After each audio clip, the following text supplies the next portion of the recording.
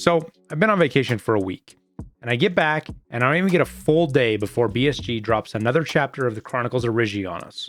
This time it's chapter 3, and it looks like Rigi's messing about in Sanitar's closet office, whatever you want to call it, on labs. He's grabbing a few documents here and there, and of course his clumsy ass knocks something over and breaks it. Now this mysterious chemical lays Rigi out on his ass, and he stumbles around and falls asleep kind of conveniently on a pillow. But the results of this are apparently some crazy buffs we have in game. All sorts of stats buffs, from strength and endurance and stamina recovery to how much weight you can carry.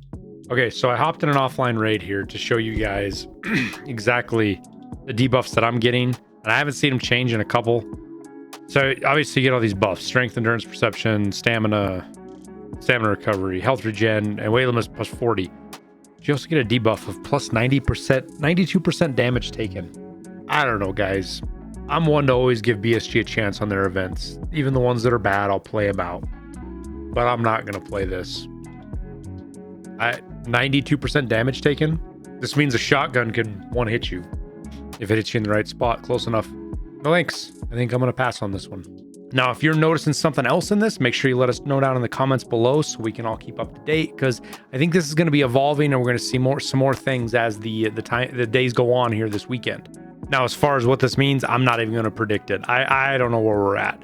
There's some documents that if you get a close look at, have some words on them, and I'll leave that to the Sons of Soon and the folks at Reddit.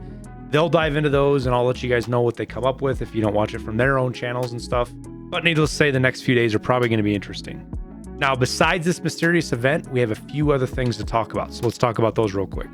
So on Tuesday, the 22nd, I believe, BSG tweeted out a 23-second gameplay clip. It's scripted, but it's showing us some bear PMCs getting absolutely hammered at the entrance to Lighthouse right before you get on the causeway.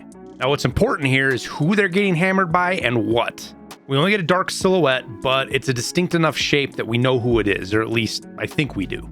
We've seen some older computer model renders of this. Plus, based on what we've seen in the quote-unquote lore of the stories from Rigi from last wipe, this is Lightkeeper's guard named Xerxes, or Sighted. That's what it translates to, as Sighted. Now, he was first mentioned by name back in May, earlier, right before the wipe, with the event that brought Tagilla and Killa to Lighthouse to block off the only extract that was there. On top of that, he's also shooting the AXMC 338 Lapua bolt action rifle, which that's the first time we've seen a NPC bot AI using this massive weapon system. So why show us this? It's more just hints of what's coming from the next patch. Just like they do, they trickle out little teasers here and there, showing us what to expect. Not giving us the whole story, but little bits and pieces to get us excited and pump up expectations for what to see. And as we've discussed before, what's coming is going to be a monster patch. Now, you could just say this means Lighthouse is going to be closed off or needs special access now, and he's going to be guarding it, or he's another boss to fight, based on some kind of spawn rate.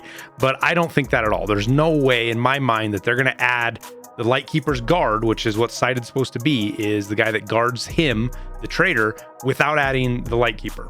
So I think this is an indication that we can expect to finally see Lightkeeper with this update, which is huge. This is game changing. It's going to alter how Tarkov functions down to its core when it comes to traders and the economy. And this is because Lightkeeper is going to be an in-game trader. You're going to bring items to him. There's going to be some kind of way to exchange those items for other items. And with all the risks and dangers and challenges of doing this based on where he's at and players camping and all this other stuff, you have to imagine that it's going to be pretty top tier loot. Or it could be the fact that this is the only way we could get things like GL rounds for the grenade launchers, or the grenade launchers themselves. It just remains to be seen. Now, with the Antler Man, we also got a couple more pictures of streets. And to be fair, I've honestly stopped getting excited about these simply because we've seen so many of them for so long. It just seems like a trickle of stuff of, okay, whatever, fine. Great and dandy. I love the pictures, but can we at least get streets finally? Kind of where I'm at, but we'll talk about them real quick anyways. This one is obviously a big intersection somewhere. Lots of detail, lots of vehicles, lots of little nooks and crannies and buildings, and it's going to be very interesting to see how Streets actually plays once we play it. And I don't mean from, are we going to get 30 or 40 frames? I mean the gameplay on it, because it's not going to fit anything else we have right now. It's like this weird combination of having the big open area of reserve, but instead of the kind of simple buildings, we have really complicated structures that you can move in and out of. So what I'm seeing here, it's going to be really interesting to see how this plays out and how the map itself feels, and if it's fun. We need to get some pictures of inside. This one kind of worries me because it makes me think of Interchange and how hard it is to see anything and how it's dark, and we'll see if that gets updated or changed, or how this inside area works. It could quite possibly be an entrance to labs or somewhere near that because of the terror group stuff. It's hard to say. Obviously underground, but just another interesting point of view, field of view, whatever you want to call it, of another area point of interest in Streets of Tarkov. And then lastly is some kind of like back alley area, courtyard, if you will, of some apartments or something. So I think this just plays to the complexity of what we potentially will be seeing, not just these big main thoroughfares, but lots of side streets and back streets and ways to move around this map. And if it's even half as big as they say it's going to be, you're going to need 30 or 40 players on the map just to run into somebody. It's going to be really interesting, I think. Jury's out, but these are the pictures. But after that, we got another notification from BSG on Twitter that they're going to be doing a Black Friday sale. Sorry, I didn't get this out to you sooner. I was on vacation, but it's going to run till basically midnight GMT, London time, if you will, or close to London time, on Saturday evening for me, the 26th.